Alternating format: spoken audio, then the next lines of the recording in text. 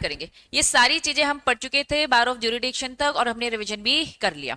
ठीक, offences section 24 repeat है, page number 90 बता चुकी हूँ। यहाँ पे वही ऑफेंसेस कि भैया 10 साल तक की आपको क्या हो जाएगी, इम्प्रिजमेंट था ना, इम्प्रिजमेंट टर्म जो कि 10 साल तक जा सकती है। फाइन कितना, 25 करोड़। पेज नंबर 90 चैप्टर सेक्रा रिपीट है। ठीक, आ जाओ यहां से स्टार्ट करेंगे। हेडिंग बताओ क्या लिखा है।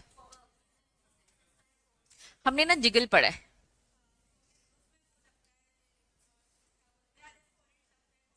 ठीक है, तो कॉग्निजेबल ऑफेंस मतलब,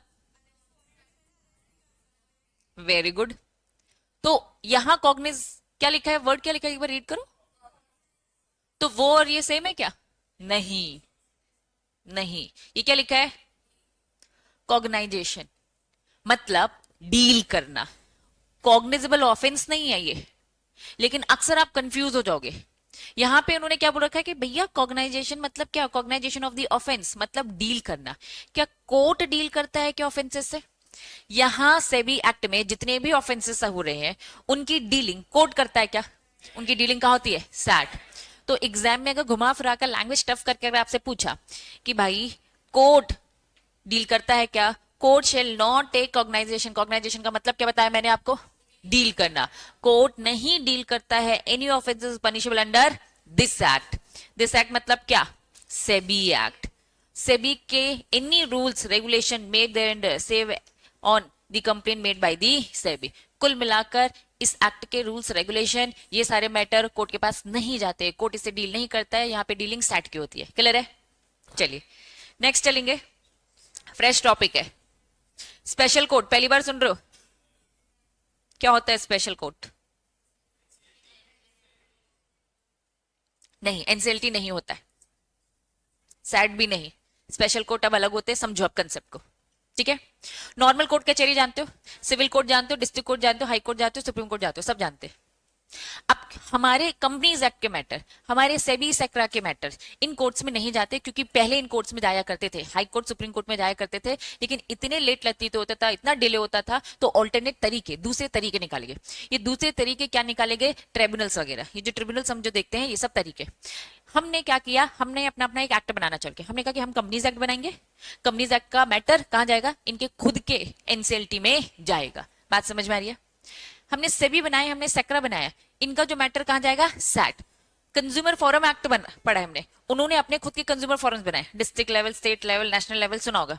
तो सबने अपना एक सिस्टम बनाया कि भैया कोर्ट कचहरी में वहां जाएंगे, बहुत डिले होंगे वहां, तो भैया हर टाइप के केसेस है, मर्डर के, प्रॉपर्टी के, सबके, उन सब में हमारा केस जाएगा तो कितना डिले हो जाएगा।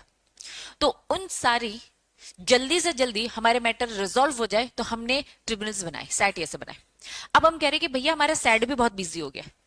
हमने क्या किया, सैट को तो बना दिया, लेकिन सैट भी बहुत बिजी है, हमने अपना एनसीएलटी बनाया, एनसीएलटी भी बहुत बिजी है। तो जब सीजी को लगेगा कि भाई मैटर बहुत डिले हो रहे हैं, सैट भी बहुत बिजी हो गया है, एनसीएलटी भी, देखो अब एनसीएलटी एग्जांपल देके बता रही हूं, एनसीएलटी को साइड सैट बहुत बिजी है, तो सुप्रीम कोर्ट सॉरी सीजी को अगर लगेगा तो वो क्या करेगी, अलग से कोर्ट बनवाएगी। उन कोर्ट्स को हम बोलेंगे स्पेशल कोर्ट। क्यों इन्हें स्पेशल कोर्ट का नाम दिया गया है, क्योंकि it is establish bye CG, और वो भी जब रिक्वायरमेंट्स होगी, और रिक्वायरमेंट्स कब होती है, जब सारी चीजें इंगेज है तो होती है। सेम कंपनीज एक्ट की अगर मैं बात करूं तो उसमें भी सेम है, मैटर कहां जाता है, एनसीएलटी। एनसीएलटी भी बहुत बिजी है, लंबे लंबे केसेस बचे, इतने डिले हो रहे, तो सीजी को रिक्वायर्ड नेसेसरी लग रहा है तो वो वहां पे भी स्पेशल कोड बनाएगी। और यहां हम अभी सैट की बात करें, सैट बिजी हो गया, क्लियर है? तो what do mean by CG, CG sorry what do mean by special court, special court एक कोर्ट है जो सीजी स्टैब्लिश करता है जब रिक्वायरमेंट होगी। सीजी ही सारी चीजें इसमें करेगा, इसमें जो जज अपॉइंट करेगा वो भी सीजी ही करेगा। ठीक है, आ जाओ अब स्पेशल कोर्ट की थोड़ी सी ब्रीफिंग पढ़ेंगे। For providing speedy trial of the offence under this act, हम चाहते हैं सेबी एक्ट में मैटर बहुत जल्दी जल्दी रिजॉल्व हो, लेकिन सेबी एक्ट के सारे मैटर सेट के पास जाते हैं जस्ट बिकॉज की सेट बिजी है। इस कारण से सेंट्रल गवर्नमेंट में लिखा है, मतलब उसे अगर जरूरी लगेगा तो मे स्टेब्लिश और designate special court by notification. मतलब अभी कोई स्पेशल कोर्ट नहीं है, लेकिन सीजी को जब लगेगा स्पेशल कोर्ट बनाएगा और स्पेशल कोर्ट को बंद भी कर देगा, जरूरत के टाइम पे बनाएगा, खत्म कर देगा फिर। ठीक है, स्पेशल कोर्ट कंसिस्ट, इस स्पेशल कोर्ट में कौन बैठता है, सिंगल जज बैठता है। ठीक, शेल बी अपॉइंट, कौन अपॉइंट करेगा? जब कोर्ट सीजी ने बनाया है तो अपॉइंटमेंट भी कौन करेगा उस जज का? सीजी। विद दी कॉन्करेंस मतलब कंसर्न, किससे? Chief justice of high court. Jabalpur में केसेस बहुत ज्यादा हो गए हैं, सेट बहुत बिजी, भैया सेट मुंबई में बैठा है, ठीक, वहां आना जाना वैसे डिले, केसेस लटके पड़े, तो भैया सीजी को अगर लगेगा तो सीजी क्या करेगा? उस जगह पर जहां पे नीड है वहां पर स्पेशल कोर्ट बना देगा। तो अलग से कंस्ट्रक्शन नहीं कराएगा, अलग से कोई बिल्डिंग नहीं बनाएगा, जमीन नहीं लेगा, ऑलरेडी जो कोर्ट है उनको बोलेगा आज से तुम स्पेशल कोर्ट। अब दो टाइप के कोर्ट आप जानते हो, एक होता है सिविल कोर्ट और एक होता है सिविल मैटर को लेकर डिस्ट्रिक्ट कोर्ट ही होता है, ठीक है। एक होता है डिस्ट्रिक्ट कोर्ट और एक होता है सिविल कोर्ट। जो होते हैं उनका नाम होता है डिस्ट्रिक्ट कोर्ट, ठीक है। सिविल मैटर्स को लेकर जो डीलिंग होती है वो डिस्ट्रिक्ट कोर्ट, क्रिमिनल मैटर से लेकर जो डीलिंग होती है उन्हें सेशन कोर्ट बोला जाता है। उन्हें क्या बोला जाता है? Session court. क्या ये बात समझ में आ रही है? ये सिविल मैटर से डील करता है और सेशन कोर्ट किन मैटर से डील करता है? Criminal matter. तो फॉर एग्जाम्पल जैसे मैंने बोला कि जबलपुर में आपको जरूरत पड़ रही है, किस चीज की जरूरत पड़ी है? केसेस बहुत ज्यादा हो रहे हैं, तो जो ऑलरेडी सेशन कोर्ट है सीजी, उन्हीं को ही नोटिफिकेशन के थ्रू क्या अनाउंस कर देती है? आज से कुछ टाइम के लिए तुम स्पेशल कोर्ट। बात समझ में आ रही है? तो भैया यहां सेशन कोर्ट कहां दिखेगा आपको? घंटा घर जानते हो, ठीक है, घंटा घर के यहाँ पे आपको दिखेगा एक ऐसा न्यू कंस्ट्रक्शन बिल्डिंग भी है, उसमें डिस्ट्रिक्ट और सेशन दोनों लिखा रहता है। मतलब अंदर जाओगे तो तुम्हें डिस्ट्रिक्ट कोर्ट भी मिलेंगे और सेशन भी मिलेंगे। तो जो सेशन कोर्ट होगा उस सेशन कोर्ट को अनाउंस कर दिया जाएगा भैया तुम आज से स्पेशल कोर्ट, तुम मैटर से डील करोगे, सिविल को नहीं, सेशन कोर्ट को, क्योंकि हम अपनी चीजों को थोड़ी सी ज्यादा इंपॉर्टेंस दे रहे हैं सेट के जो केसेस है, ठीक है।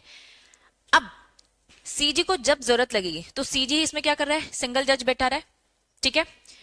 Chief justice of the high court, अब किसका हाई कोर्ट हो गया भैया? जबलपुर में। कोइंसिडेंस है कि भैया हाई कोर्ट भी कहाँ है? जबलपुर में ही है।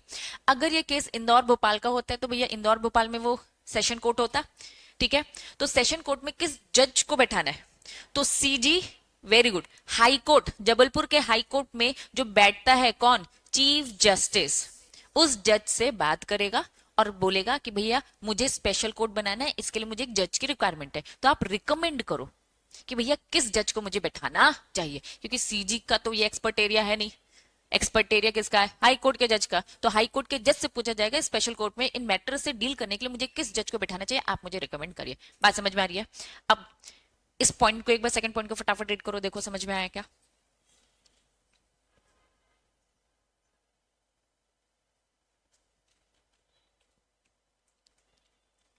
ठीक है। अब जबलपुर के जो चीफ जस्टिस है हाई कोर्ट के, उनके पास ज्यूरिडिक्शन पूरे एमपी का है, तो पूरे एमपी में कहीं भी बन रहा होगा तो यही इनसे ही कंसल्ट करना पड़ेगा। क्लियर है? पहला पॉइंट क्या बोला? स्पेशल कोर्ट सीजी बनाएगा जब उसे जरूरत लगेगी तो। दूसरा दूसरा जज में जज अपॉइंट सीजी करेगा, लेकिन हाई कोर्ट के चीफ जस्टिस से एक बार कंसर्न करेगा।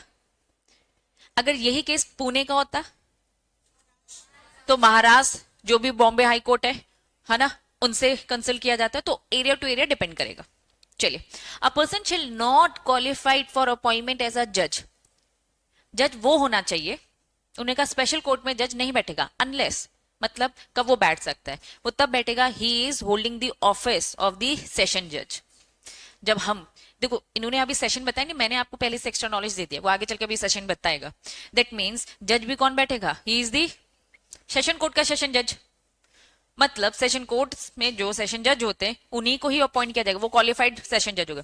अब बहुत सारे लोग हैं ना, चीफ जस्टिस बस आपको रिकमेंड करेगा भैया ये वाला जज को अपॉइंट कर लो, तो सेशन जज होना चाहिए वो, या फिर एडिशनल सेशन जज होना चाहिए इमीडिएटली बिफोर सच अपॉइंटमेंट। जब हम उसको अपॉइंट कर रहे हैं तो उससे पहले वो ये वाली पोजीशन में होना चाहिए, वो ये वाले काम कर रहा होना चाहिए। Done. Offence trial by the special court, section 26B बोलता है all the offences under this act taken, क्या बताया था? कॉग्नाइज मतलब क्या बोला था? डील। अभी हमने पढ़ा कि कोर्ट वोट के पास नहीं जाते, लेकिन जा सकते हैं अगर स्पेशल कोर्ट सीजी ने बनाया है तो। पूरा चैप्टर, पूरा एक्ट एक चीज बार बार कह रहा है, civil court, civil court, civil court. Civil court के पास मैटर नहीं जाते क्योंकि ये सिविल कोर्ट है ही नहीं। ये कौन सा कोर्ट है? Special court. और स्पेशल कोर्ट के अंदर भी कौन है? Session court. सेशन कोर्ट की एक लेयरिंग चढ़ा दी, एक रैपिंग कर दी है कि भैया सेशन कोड को ही हमने स्पेशल कोड डिक्लेयर कर दिया। तो ये अंदर भी जो है वो सिविल कोड नहीं है, वो सेशन कोड है। सिविल मैटर से डील नहीं करता, क्रिमिनल मैटर से डील करता है। क्लैरिटी है? चलो, all the offences under this act dealing होती है take cognise try by the special court establish, जो भी यहां पे कर रखा है। नेक्स्ट सेक्शन 26C बोलता है हाई कोर्ट में exercise applicable all the powers जो भी इन्हें दे रखी है if the special court with in the local limits jurisdiction of the high court वर्दी, ये लिखा है जो मैंने आपको पहले बता दिया। Session court trying the case with in the local limit. अगर स्पेशल कोर्ट ने कोई डिसीजन दिया, स्पेशल कोर्ट के डिसीजन से आप खुश नहीं हो, सैट के सारे मैटर स्पेशल कोर्ट के पास आ गए, स्पेशल कोर्ट ने एक डिसीजन दिया, तुम लोग खुश नहीं हो, तो तुम कहां शिकायत करोगे? जब सैट से खुश नहीं होते थे तो कहां जाते थे? Supreme court. सैट बहुत बिजी है, इसकी जगह पे कौन आ गया?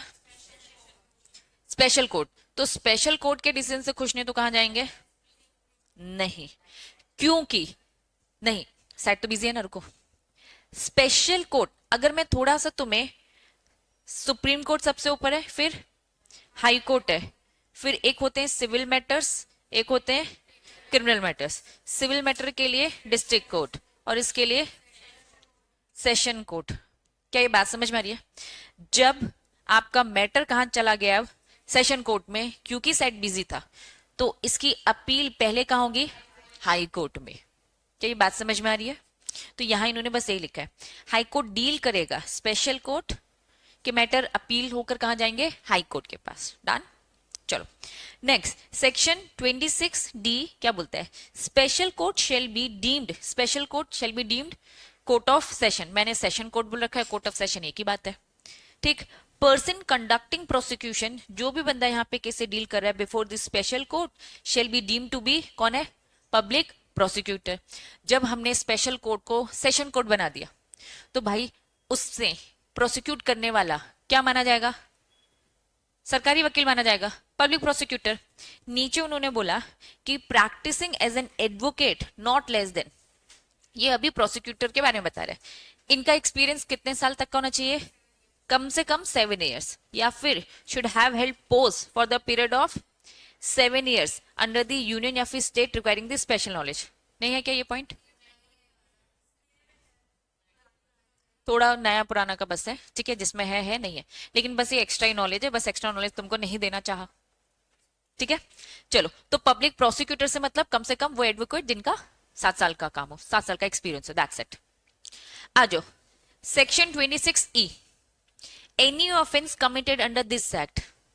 अब इस एक्ट में जितने भी मैटर है, वैसे तो कहां जाते हैं? सैट, लेकिन सीजी चाहे तो इन मैटर्स को कहां मोल्ड कर सकता है? Special court, until this special court is establish.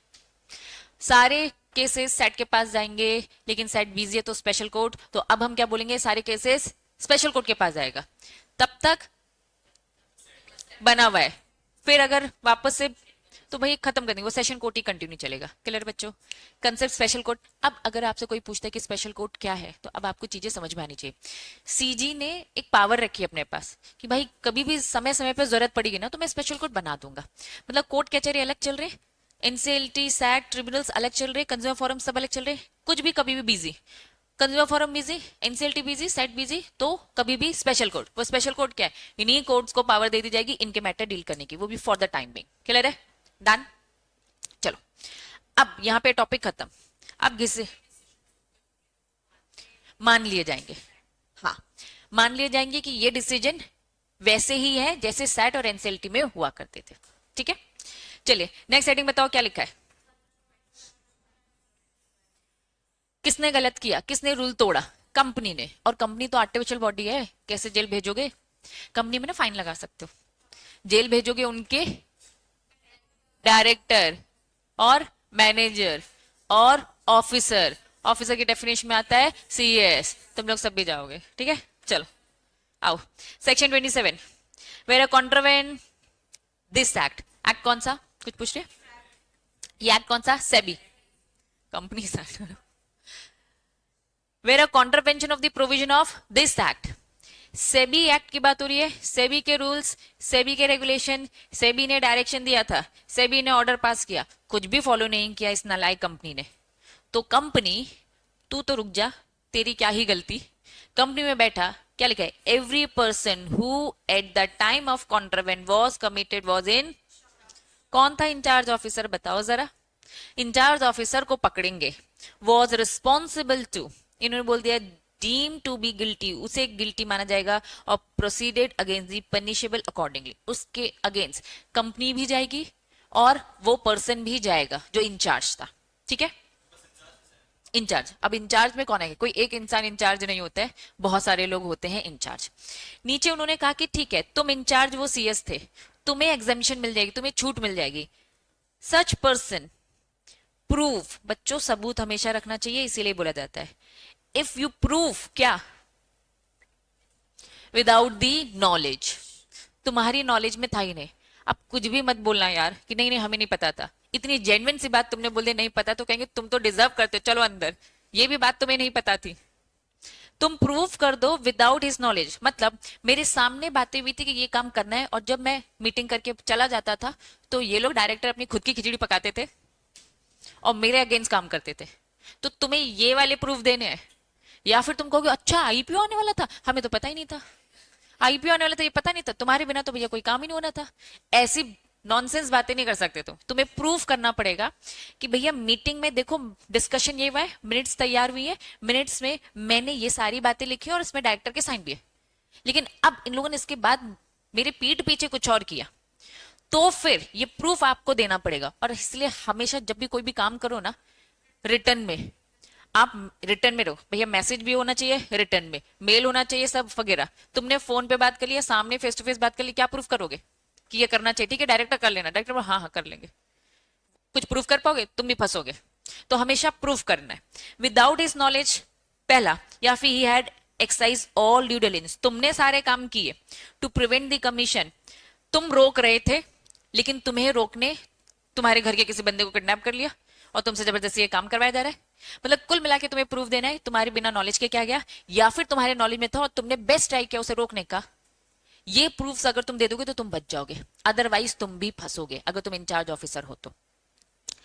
Where a contravention of this act has been committed by a company, it is proved that concern, अगर सामने वाले डायरेक्टर या फिर ऑफिसर ने प्रूव कर दिया कंसर्न या कन्वीनियंस या फिर attributable to any neglect on the part, director की नेग्लिजेंसी साफ दिख रही है, मैनेजर की, तुम्हारी भी, सीएस की भी नेग्लिजेंसी दिख रही है, या any other officer of the company, तो सच डायरेक्टर, मैनेजर, सेक्रेटरी, तुम लोग, other officer deemed to be guilty or shall be liable proceed against the punishable accordingly।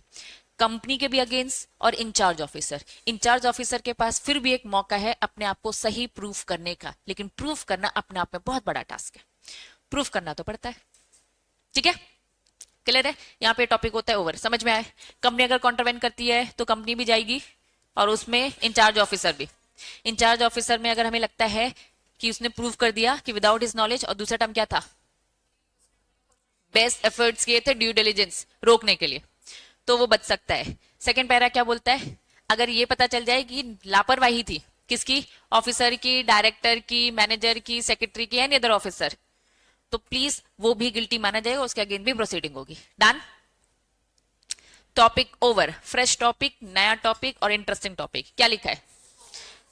Full form होता है इसका, एस रिप्रेजेंट करता है सेबी, सीओ रिप्रेजेंट करता है कंप्लेन, आर ई रिप्रेजेंट करता है रिड्रेस, और एस रिप्रेजेंट करता है सिस्टम।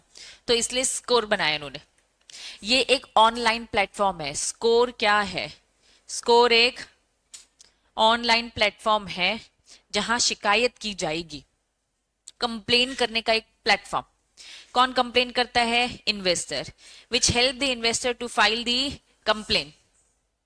मतलब कोई भी इन्वेस्टर, रिलायंस, टाटा, कोई भी, हाईटेक्स का कोई भी इन्वेस्टर, अगर कंपनी तुम्हारी बात नहीं सुन रही है तो तुम ये ऑनलाइन कंप्लेन करोगे स्कोर की वेबसाइट में जाकर। तो ये एक ऑनलाइन प्लेटफॉर्म है which help the investor to file the complain relating to security market. कहाँ जा रहे? सेबी ने ये ऑनलाइन प्लेटफॉर्म तैयार किया, आओ हमारे पास शिकायत करो ऑनलाइन थ्रू। ठीक है, किसके अगेंस्ट जा रहे हो? सेबी किन मैटर्स को देखेगी? लिस्टेड कंपनी के मैटर्स को देखेगी, और या फिर सेबी में कुछ इंटरमीडिएट्स की लिस्ट थी, वो बीच के ब्रोकर, इन्वेस्टर परेशान है या तो कंपनी से या तो ब्रोकर से, तो सेबी के पास जाके शिकायत करे। लेकिन सेबी के पास कैसे जाओगे? सेबी ने अपना एक प्लेटफॉर्म तैयार किया है, उसकी प्रॉपर एक वेबसाइट है, वेबसाइट स्कोर www. ये सारे ही आपकी वेबसाइट है, प्रॉपर वेबसाइट का नाम दे रखा है। All the complaints receive by the SEBI score के थ्रू ऑनलाइन। ये पूरी कंप्लेन किसके पास आ जाएगी? सेबी के पास आ जाएगी, और सेबी इससे डील करेगा। यहाँ पे कौन कौन सी कंप्लेन्स आ सकती है? पहली कंप्लेन, सेबी एक्ट में जहां भी तुम्हें दिक्कत हुई उसके अगेंस्ट आओ। सेकरा तो जानते ही हो, अभी चैप्टर खत्म करके आए, फुल फॉर्म बताओ। Security contract regulation act, depository act, ठीक है, जो पढ़ेंगे, कंपनीज एक्ट या फिर रूल्स। ये सारे मैटर से रिलेटेड जितने भी तुम्हारे डिस्प्यूट है इन्वेस्टर्स, जाकर स्कोर प्लेटफॉर्म में जाओ, शिकायत करो। बात समझ में आ रही है? फोटो लेनी एक बार ऐसे कर दूं क्या?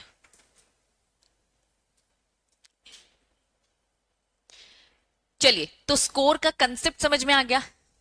अब हम यहाँ पे क्या पढ़ेंगे कि ऑनलाइन कैसे किया जाता है। अपने आप को रजिस्टर कराओ, ठीक है, जैसे फेसबुक और इंस्टा स्नैप में जाके तुम लोगों ने अपनी आईडी बनाई ना, ऐसे ही अपना रजिस्ट्रेशन करना होता है। कुछ नहीं, अपना नाम बताना है बस। ये थोड़ा सा फॉर्मल है तो यहाँ पे पैन वगैरह भी देना पड़ेगा, ठीक है, थोड़ी सी ज्यादा इन्फॉर्मेशन देनी पड़ेगी। इतनी इन्फॉर्मेशन वहां नहीं देनी पड़ती थी, है ना? वहां बस डेट ऑफ बर्थ बताना होता है, नाम बताना होता है। चलो, score SEBI complaint redressal system, it is online platform, help to investor to launch their complaint relating to security market. Online जाते हो किसके पास? सेबी, सेबी का ऑनलाइन प्लेटफॉर्म है। अगेंस्ट किसके अगेंस्ट शिकायत करते हो? लिस्टेड कंपनी या फिर सेबी रजिस्टर्ड इंटरमीडिएट्स, ठीक है। All company receive SEBI listed या फिर जो भी इंटरमीडिएट्स है deal with through scores. Clear है यहां तक? यही मैंने अच्छे प्रेजेंटेशन बताया। आ जाओ, सेबी ने ये लॉन्च किया था ये score in June 2011, centralise web based complaint redress system. एक सेंट्रलाइज है, पूरी की पूरी इंडिया में जितने कंप्लेन आ रहे हैं उसका एक सेंट्रल डेटाबेस तैयार हो रहा है यहाँ पर, ठीक। कुछ यहाँ पे सेलेंट फीचर्स बता के रखे कि इस स्कोर में क्या है। बच्चों, ऑनलाइन है तो कुछ फायदे होंगे। सेंट्रलाइज डेटाबेस है, इन्वेस्टर आ सकता है, सेंटर बेसिस में सबको यही आना है। Online movement of the complain, आप लिस्टेड कंपनी या सेबी रजिस्टर्ड इंटरमीडिएट्स को आप उसके अगेंस्ट कंप्लेन कर सकते हो। ऑनलाइन अपलोड हो जाएगा, तुम जैसे ही कंप्लेन करोगे लिस्टेड कंपनी और सेबी रजिस्टर्ड इंटरमीडिएट्स इन ब्रोकर्स को, तो एक्शन टेकन रिपोर्ट। अब होता क्या, तुम लोगों ने कंप्लेन करी मेरे पास, मैं स्कोर हूं, मेरे पास इंफॉर्मेशन आई, तो इससे ये इंफॉर्मेशन डायरेक्ट किसके पास जाती है? कंपनी के पास। तुम्हारी शिकायत रिलायंस कंपनी से, रिलायंस कंपनी तुम्हारी बात नहीं सुनी तो तुम स्कोर के प्लेटफॉर्म में जाते हो और यहां से एप्लीकेशन कहां फॉरवर्ड की जाती है? रिलायंस कंपनी। बस रिलायंस कंपनी को प्रॉब्लम सॉल्व करनी है, कोई ना कोई एक्शन टेकन रिपोर्ट अपलोड करना पड़ेगा कि हाँ तुम्हारी जो प्रॉब्लम है वो रिजॉल्व कर दी है, हमने कुछ ना कुछ एक्शन लिया है, इसकी अपलोडिंग आ जानी चाहिए। अगर अपलोडिंग आ गई तो वेरी गुड, डायरेक्ट डील हो रही है यहाँ पर। लेकिन वो तुम्हारी बात का रिप्लाई नहीं दे रहे, कुछ ड्यूरेशन दिया जाएगा। रिलायंस कंपनी का कोई रिप्लाई नहीं आता है, अब सेबी सेबी एक्शन लेगी। अभी सेबी ने बस एक प्लेटफॉर्म तैयार किया कि डायरेक्ट कंप्लेन करो, उनके पास ही जाएगी तुम्हारी शिकायत। अभी हम नहीं डील कर रहे, अभी हम शांत रहेंगे। हमने बस एक प्लेटफॉर्म दिया है कि हमें पता चल जाए कि हमारे सामने क्या हो रहा है, ये लोग को रिप्लाई नहीं दे रहे। अगर इनका कोई रिप्लाई नहीं है तो अब सेबी एक्शन लेगा, वो पूछेगा रिलायंस कंपनी तुम इसका रिप्लाई क्यों नहीं दे रहे हो। अगर आपको लग रहा है कि नहीं इसकी जेन्युइन बात नहीं, कुछ ना कुछ तो बात करो, कम्युनिकेशन गैप क्यों रख रहे हो, तो साफ लिखा है ऑनलाइन यहाँ पे होता है अपलोड क्या, action taken report by the concern, वो लिस्टेड कंपनी रिप्लाई देगी या फिर इंटरमीडिएट्स देंगे SEBI registered. Online viewing by register sorry investor, action taken, complaint online पूरा ट्रैक रिकॉर्ड रख सकते हो, करंट स्टेटस क्या है, कहां तक पहुंची एप्लीकेशन, पहुंची कि नहीं पहुंची, उन्होंने देख लिया रिस्पॉन्स नहीं दिया, ये सब ट्रैक ऑनलाइन तुम देख सकते हो। जो स्कोर है ये वेब एनेबल है, कभी भी कंप्लेन करो 24/7, मतलब ऑल टाइम। कोई ऑफिस तो है नहीं कि वहां पे जाके फिजिकल एप्लीकेशन देनी है तो वर्किंग आवर्स में जाना पड़ेगा, ये तो ऑनलाइन प्लेटफॉर्म, तुम रात के 2 बजे भी करो भाई, कोई दिक्कत नहीं है। चलो, complain and the reminders upon the lodge online at the above website at any time from the anywhere. क्या बोल दिया? कंप्लेन्स हो चाहे रिमाइंडर्स हो, कभी भी ऑनलाइन है ना, कहीं भी बैठे बैठे कर सकते हो, कोई स्पेसिफिक जगह थोड़ी ना है, ऑनलाइन प्लेटफॉर्म है। ईमेल इज जनरेटेड इन, तुरंत क्या होता है जैसे ही आप क्या करोगे कंप्लेन दोगे तो तुरंत आपको ईमेल आ जाएगा। क्या ईमेल आ जाएगा कि आपको एक यूनिक ट्रांजैक्शन नंबर अलॉट कर दिया जाता है कि भैया आपकी कंप्लेन दर्ज हो गई है, इसको इस नंबर को अपने पास रखना। इससे रिलेटेड कुछ भी होगा तो अगर आपकी जो इंक्वायरी है या फिर जो भी कंप्लेन है कहाँ तक पहुंची नहीं पहुंची जो भी है, ये आप दोगे यूनिक नंबर तभी हम उसे ढूंढ पाएंगे, ट्रैक कर पाएंगे, अदरवाइज नहीं। सेम बात है, ये सब तो घिसी पिटी बातें नॉर्मली भी होती है, तुम ऐसे ऑनलाइन बहुत सारी प्रोसेस करते हो, उसी का पार्ट है।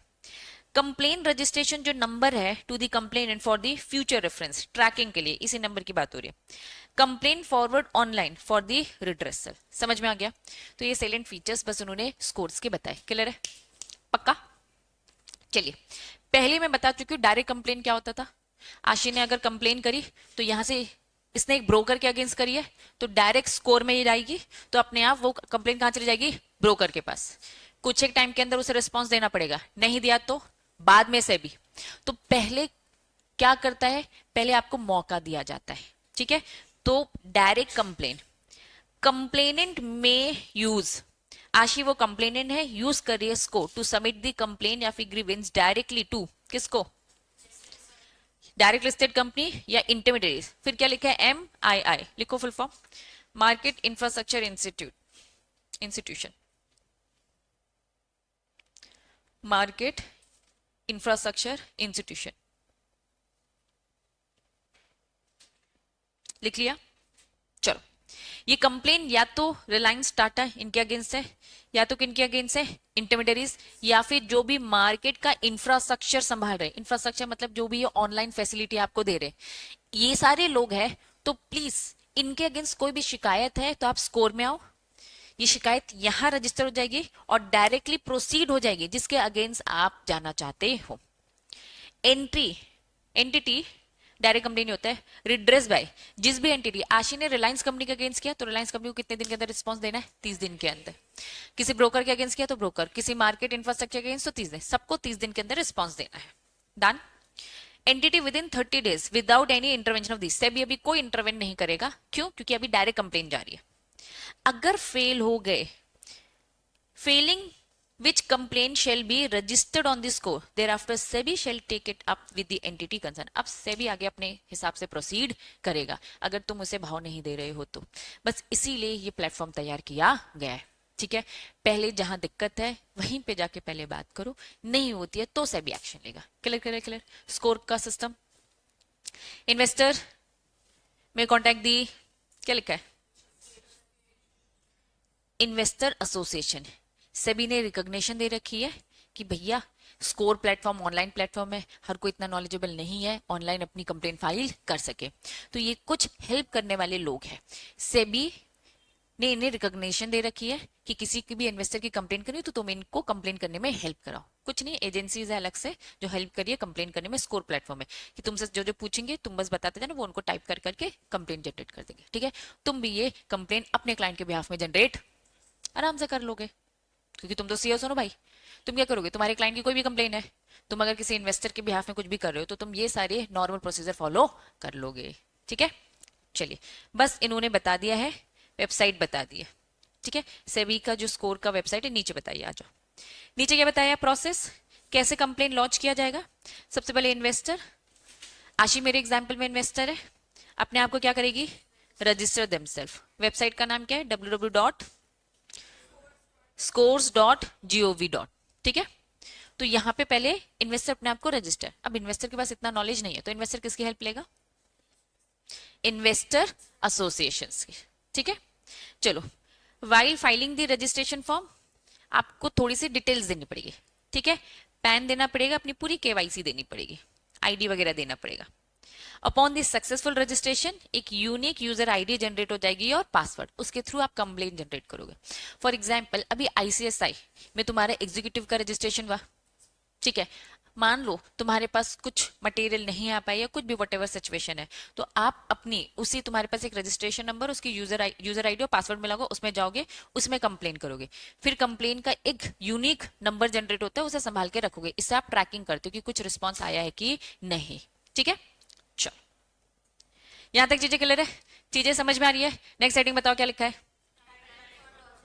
ये तुम पढ़ोगे, पढ़ो फटाफट, अभी पढ़ो। चलो, कंसेप्ट समझ में आ गया? साफ क्या लिखा है भैया? कब लॉन्च करना है? 10 साल पुराना केस लाओगे भाई? ड्यूरेशन में लाना चाहिए तुम्हें, तो कॉज ऑफ एक्शन बोला है यहाँ पे, मतलब जिस दिन तुम्हें कारण मिला एक्शन लेने का, कॉज मतलब कारण, एक्शन लेने का, कब?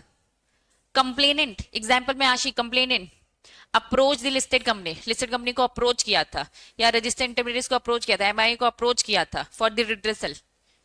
वहां से उन्होंने क्या बोल दिया, भैया 1 साल के अंदर आ जाओ। हमने अप्रोच किया, कुछ रिस्पॉन्स ही नहीं दे रहे। पहला, हमने अप्रोच किया, वहां से 1 साल के अंदर अंदर आप स्कोर में लॉज कर दो, ज्यादा पुरानी बात लेकर मत आना। तो 1 साल कहां से, जब कॉज ऑफ एक्शन अराइज हुआ। पहला इन्होंने कॉज क्या बताया, जिस दिन तुमने अप्रोच किया था वहां से 1 साल के अंदर अंदर स्कोर में अपनी शिकायत कर दो। नेक्स्ट, आपने किया था लेकिन इन लोगों ने क्या कर दिया, रिजेक्ट। तो रिजेक्ट जब किया, पहले वाले में इन्होंने क्या किया, हमने कंप्लेन अप्रोच किया, कोई रिप्लाई नहीं आया। दूसरे में क्या बोला, आया रिप्लाई रिजेक्शन का, तो रिजेक्शन से 1 साल के अंदर कि भैया रिजेक्ट कर दिया, हमारी कंप्लेन सुनी नहीं इन लोगों ने। नेक्स्ट क्या लिखा है, कंप्लेनर हैज नॉट रिसीव, उसी को स्पेसिफिकली बोल दिया कि भैया कुछ रिस्पॉन्स ही नहीं दे रहे हैं ये लोग, वहां से फिर 1 साल।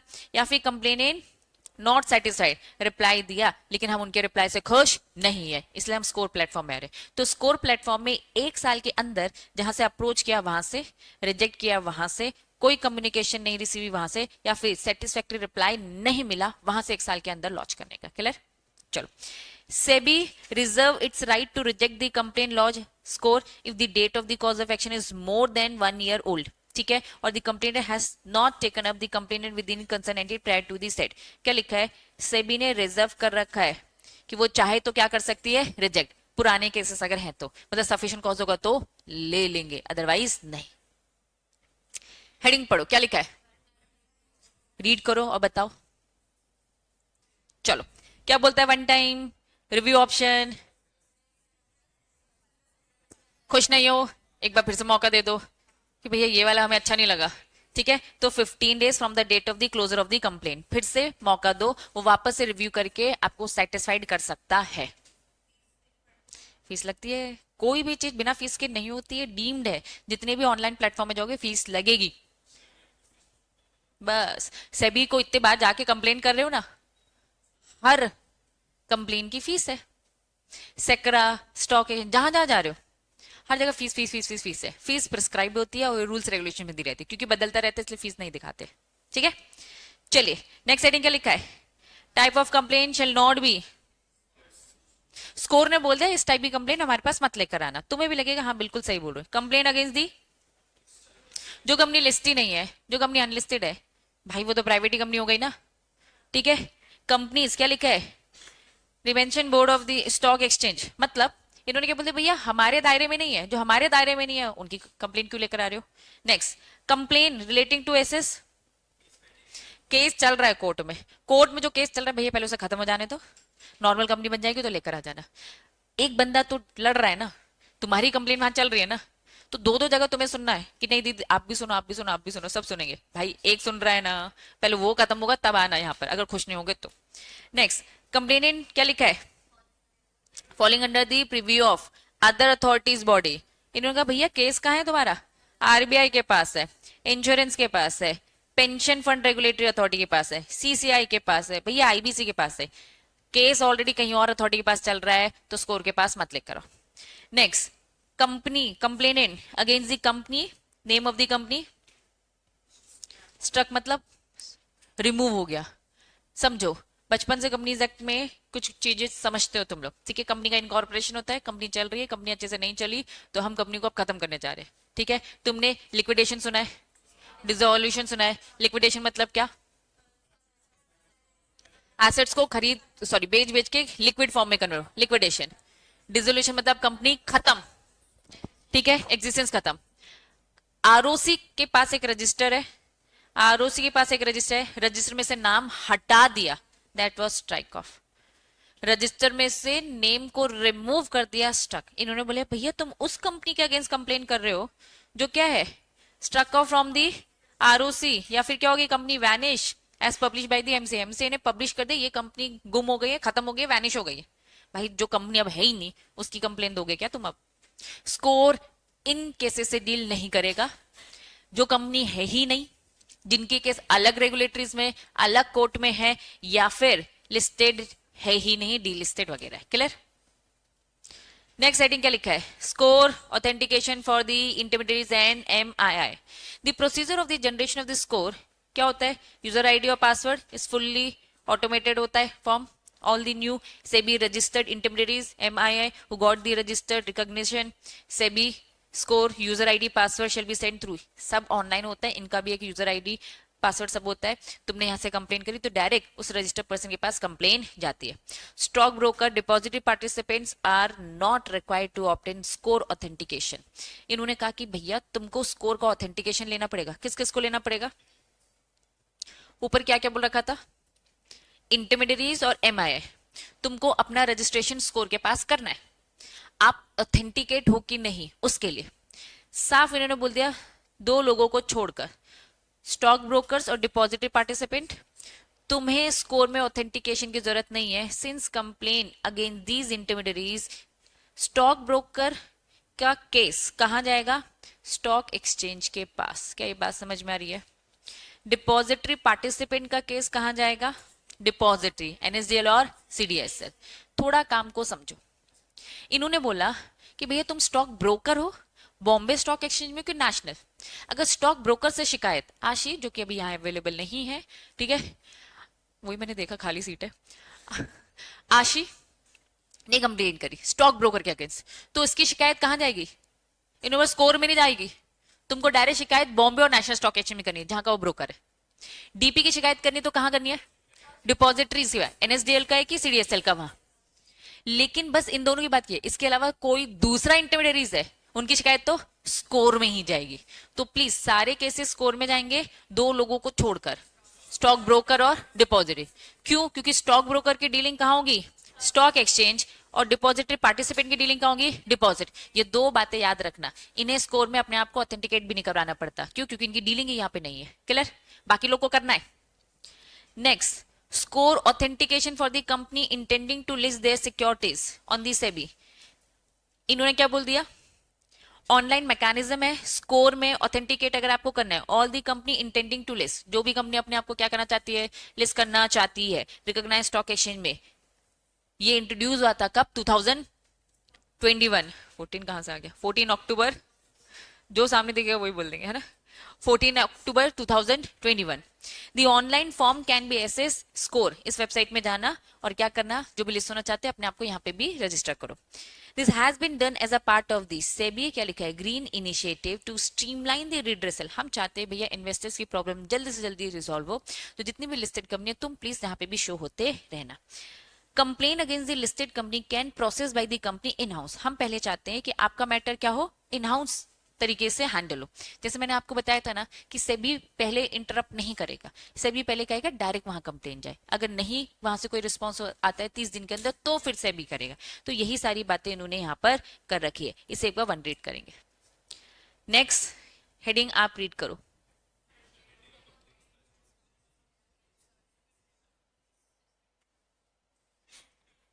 स्कोर में डील नहीं होगा। क्यों?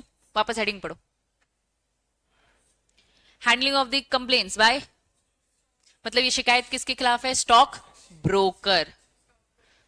Stock exchange, Bombay national stock exchange deal करेगा। नीचे हम बहुत सारी लिस्ट दे रहे हैं, ये जो मैटर्स है ये हैंडल करेगा stock exchange, Bombay national stock exchange. अभी ऊपर पढ़ा ना, क्या पढ़ा? स्टॉक ब्रोकर के केसेस स्टॉक एक्सचेंज, तो स्टॉक एक्सचेंज में जाएंगे ये मैटर्स। चलो नीचे कुछ लिस्ट दे रखी है।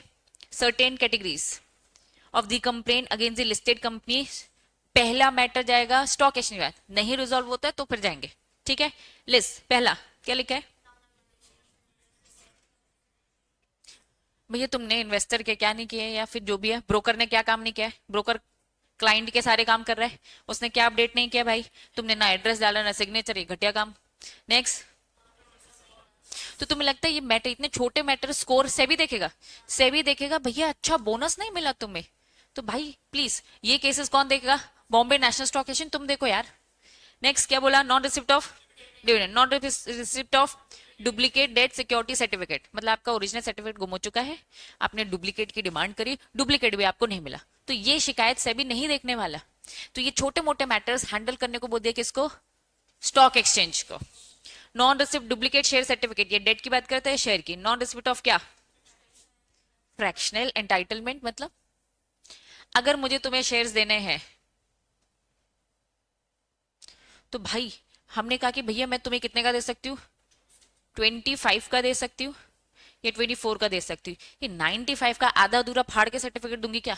तो फ्रैक्शनल जो भी होते हैं ना वो कैश फॉर्म में तुम्हें दे दिया जाता है। अब चाहे वो आपका बोनस हो, चाहे वो आपका डिविडेंड हो, वट जो भी सिचुएशंस होती है। तो उन्होंने कहा जो भी फ्रैक्शनल चीजें जो थी, एंड आइटम जो भी फ्रैक्शन के फॉर्म में जो तुम्हें मिलना था वो तुम्हें अभी तक नहीं मिला। तुम्हें बोनस मिल चुका है, सर्टिफिकेट बोनस शेयर्स मिल चुके हैं, लेकिन उसका जो 95 रुपीज का जो कैश था वो अभी नहीं मिला है। ये वाली शिकायत है, मतलब 95 रुपीज के लिए इतना पंगा। तो प्लीज सेबी के पास मत जाओ, स्कोर में मत जाओ, कहाँ जाओ? स्टॉक एक्सचेंज के पास। Non receipt of the interest on delay in the dividend, non receipt of the interest delay in the payment debt security, interest delay debt security redemption proceed की बात हो रही है। नॉन रिसिप्ट रिफंड के case में interest, सारे interest के लिए बता दी, सिक्योरिटी रिफंड, रिडम्पशन अमाउंट नहीं मिला है, रिफंड पब्लिक है, राइट इश्यू नहीं मिला है, राइट इश्यू फॉर्म ही नहीं मिला है तुम्हें, सबको मिला लेकिन कुछ लोग को नहीं मिला, तो वो ये कंप्लेन करे। Securities after conversion, endorsement, consolidation, splitting की बात हो रही है, सिक्योरिटी ट्रांसफर नहीं हुई, पब्लिक या राइट इश्यू को लेकर प्रॉब्लम हुई, कन्वर्जन नहीं हुआ, शेयर ट्रांसफर नहीं हुए, शेयर ट्रांसमिशन नहीं हुए। ट्रांसफर ट्रांसमिशन डिफरेंस, ट्रांसफर मतलब दो जिंदा इंसानों के बीच में ट्रांसफर होता है, और ट्रांसमिशन मरा है ना, डैडी मर गए तो बच्चों को मिल रहा है, तो वो इसकी situation transmission. Public right issue, delay in dispatch, dividend physical mode instead of electronic, demat, remat, complaint, any other nature. पूरी लिस्ट याद करोगे? ये लिस्ट क्या बताती है आपको? तो जा बता रही हूँ। हाँ हाँ, ये मैटर्स कोर्स में नहीं जाएंगे, ये लेकिन कौन डील करेगा? स्टॉक एक्सचेंज, मतलब बॉम्बे नेशनल स्टॉक एक्सचेंज, जिसका जो भी क्लाइंट है, ठीक है। डीमैट मतलब ऑपोजिट, मेरे पास इलेक्ट्रॉनिक शेयर है लेकिन मुझे ना फिजिकल चाहिए, तो तुम as a shareholder company से डिमांड कर सकते हो। तो कंपनी से जब तुम डिमांड करोगे तो आपके डीमैट अकाउंट में जो इलेक्ट्रॉनिक शेयर्स होंगे उसको हटा देंगे और आपके घर में फिजिकल शेयर सर्टिफिकेट पहुंच जाएगा। That was demat. Demat remat clear है? नीचे क्या दे रखा है? कैसे हैंडल किए जाएंगे कंप्लेंट्स को और action in case non compliances, ये इन्होंने टाइमलाइन दे रखी है। तो ये टाइमलाइन क्या है? सबसे पहले उन्होंने बोला कंप्लेन मिली, कंप्लेन रिसीव हुआ स्कोर में, जिस दिन मिला उसे टी बोलेंगे, ठीक है। रिस्पॉन्स देना है लिस्टेड कंपनी को कितने दिन के अंदर? 30 दिन के अंदर। नो रिस्पॉन्स रिसीव, रिमाइंडर दिया हमने, हमने 31 को क्या देखा? नहीं मिला। If no response receive, alert to listed company in the form of reminder, कि भैया तुमने कोई रिस्पॉन्स नहीं दिया, एकदम एक्शन नहीं लेंगे कंपनी के, हम कहेंगे भैया तुम्हें रिप्लाई करना चाहिए था, ठीक है। तो इन्होंने रिमाइंड किया। Response to be obtain from the listed company, एक और चांस दिया अनदर 30 डेज का। तुमने जेन्युइन रीजन बता दिया कंपनी ने, आशी को रिप्लाई क्यों नहीं दिया? उन्होंने बोला जेन्युइन रीजन था ये, तो कहा चलो 30 दिन और दिया। याद रखना जितने भी लॉ में रूल्स रेगुलेशंस होते हैं ना, बार बार मौका देता है, इतने बार मौका देता है, कोई नहीं चाहता है कि तुम्हारी दुकान बंद करवा दे, ठीक है। बार बार आपको मौका दिया जाएगा कि भैया सुन लिया जाएगा, लेट हो जाएगा तो कुछ फाइन पेनल्टी लगा के सुन लिया जाएगा, लेकिन सुना जाता है, ठीक है, ज्यादातर ये होता है। लेकिन जब मैटर बहुत क्रूशियल है तो फिर नहीं। Action in case of the non compliances. अब notice to listed company intimating, क्या बोलते हैं भैया तुम तो भैया कोई भी नहीं कर रहे हो तो तुम पर फाइन लगे 1000 पर डे के हिसाब से, पर कंप्लेन के हिसाब से लेवी नॉट रिजॉल्विंग। तुमने कंप्लेन 60 डेज में भी नहीं किया, बहुत ही बड़े वाले नालायक हो, तो अब 1000 रुपए पर डे के हिसाब से, ठीक है। और तुम्हारे अगेंस्ट कितनी कंप्लेन है? बहुत सारे शेयर होल्डर ने कंप्लेन कर रखी है, तो पर कंप्लेन के हिसाब से। Notice to promoter for, company के प्रमोटर को पकड़ेंगे कि non resolution of the complain and the non payment of the fine to the stock exchange. ना रिस्पॉन्स दे रहे हो और ना स्टॉक एक्सचेंज का फाइन दे रहे हो, जो अभी 1000 की पेनल्टी वो भी नहीं दे रहे भाई, सुन रहे तो भैया पूरे से नहीं सुन रहे वो, ठीक है। फ्रीज कर दिया जाएगा। आप किसको? प्रमोटर तो गया, तुम्हारी जो शेयर होल्डिंग है वो फ्रीज हो गया, अब तुम किसी को दे नहीं सकते, ठीक है। Entire shareholding of the promoter is listed company as well as all other security held in the demat. Promoter के पास जितनी कंपनी के जितने शेयर्स होंगे डिमैट फॉर्म में फ्रीज कर दिए जाएंगे। बाजू में टाइम पीरियड देता जा रहा है, 60 डेज में रिस्पॉन्स नहीं आता तो 61 डे में हमने पेनल्टी लगा दी, ठीक है। कब बोला हमने प्रमोटर को? 15 दिन बोल सकते हैं क्या? 15 14 दिन। देखो यहाँ पे 61 है और यहाँ पे 76 है, एक्चुअल में 61 में पेनल्टी लगाई है तो 15 ही गिनेंगे, क्योंकि यहाँ 60 है ना, 60 से 76, ठीक है। तो 15 दिन के अंदर इन्होंने क्या बोल दिया, प्रमोटर्स को नोटिस भेजा जाएगा कि भैया कोई रिजॉल्व नहीं किया, फिर भी वो ध्यान नहीं दे रहा है तो फ्रीज कर दिया जाएगा बाकी के 10 दिन में। Very good. Next, stock exchange में टेक एनी अदर एक्शन, जैसा अब उसे ठीक लगे, फ्रीज करने के बाद भी उसे लग रहा है नहीं यार प्रमोटर को सबक सिखाना चाहिए, इसको कुछ फर्क नहीं पड़ रहा है, तो एक काम करते हैं, जो ठीक लगेगा स्टॉक एक्सचेंज एक्शन लेगा। Once the stock exchange has exhaust all the option, stock exchange ने क्या किया, सब कर लिया। If the number of the pending complain, लेकिन अभी भी स्टिल पेंडिंग दिख रहा है उसका काम, कितनी कंप्लेन, 20 से ज्यादा, द वैल्यू इन्वॉल्व 10 लाख से ज्यादा, काउंटिंग करें तो 20 से ज्यादा, वैल्यू देख रहे हैं तो 10 लाख से ज्यादा। The exchange to forward the details of such listed company to SEBI, अब सेबी एक्शन लेगा। अभी तो कौन ले रहा था, स्टॉक एक्सचेंज ले रहा था। स्टॉक एक्सचेंज को आ गया गुस्सा कि भैया मैंने सब ट्राई कर लिया तब भी काम नहीं बना है, अब सेबी तू हैंडल कर, सेबी का जो मन करेगा वो करेगा। क्लियर है, पक्का। क्या है वो, कहां पर, इससे पेजेस से पहले,